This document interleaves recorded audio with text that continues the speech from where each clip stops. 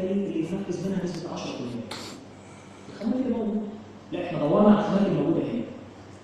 دورنا على الحاجات اللي موجوده هنا. بتطوير الحاجات دي كلها نقدر نوصل لمشروع كامل. فاختصارا المشروع بدا الاستشاري يروح ويرجع علينا كذا مره لحد ما وصلنا لتصميم مبدئي مقترح، واحنا ما سكتناش، احنا وجهنا له شكر وطبعا هيتعاون معانا في خلال مراحل المشروع، وبدانا دورنا كاستشاريين محليين نشوف الوضع ايه، بدانا ان احنا نشوف وضع الشارع نفسه ايه. طبعا في حاجه بتبقى مبهمه عن معظمنا، هي ان الشارع ده انا مش هاني هبني فوقيه وهرص شويه حاجات وشجر وشكله حلو وهمشي. الناس تقول كده هو المشروع بيقعد سنتين، هو المشروع بيقعد 4 شهور 5 شهور ليه؟ لا، هو الموضوع ببساطه شديده جدا ان احنا في عندنا حاجات تحت الارض. في كابلات اللي بتغذي الكهرباء بتاع البيت كل واحد فينا. في الغاز اللي بيغذي البيوت بتاعتنا كلنا. في الحاجات دي انا لو جيت وقطعت اي كابل، لو جيت ما وثقتش مع الاجهزه الموجوده في المدينه عشان نعمل الحلول لاي حاجه موجوده، فبالتالي هتلاقي النور قطع عن حضرتك والغاز حصل فيه مشكله، فبالتالي قعدنا فتره ثانيه ان احنا نعمل ايه؟ تنسيق. التنسيق ده كان لازم منه احنا انتهينا منه وعملنا كل حاجه في مكانها السليم.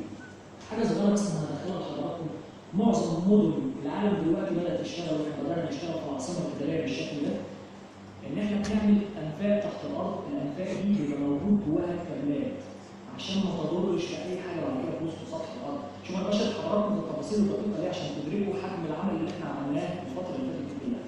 الدراسه لو بدات صح هتنتهي صح وهيتنفذ صح وهيتحافظ عليه.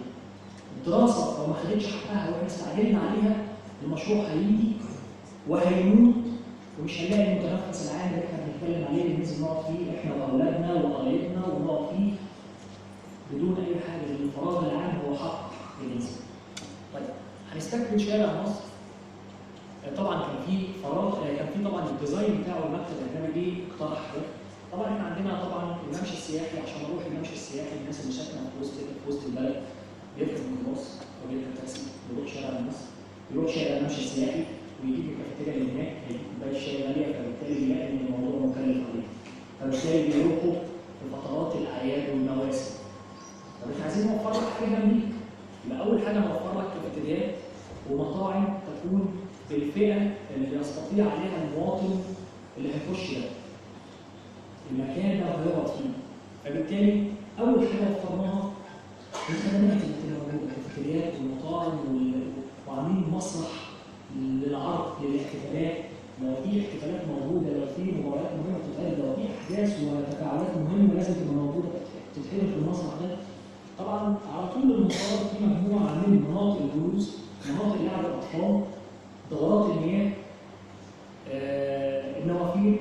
يمكن كان في حاجه من التعارض اللي حصلت ان كان في ناس كتير بتعرضنا احنا كمان في الشارع شغالين بيقولوا طب النوافير هتبوظ، النوافير مش هتكمل. احنا بنحط الماتيريال والحاجه اللي يتم المحافظه عليها. عاملين احدث وسائل التقنيات الهندسيه في النوافير. شبكات موجوده، لو حضرتك نسمع عن الازهر بارك وهي احد المشروعات الناجحه جدا برضه في نفس المنطلق اللي بنتكلم فيه. الازهر بارك كان موجود مكانها مقلب قمامه. الاغا خان كمنظمه جت عرضت ان هي تعمل المشروع. الناس كان بالنسبه لهم نفس الكلام اللي احنا قاعدين فيه ده، مش مصدقين ان ازاي ده يبقى الازهر بارك. بقى الازهر بارك.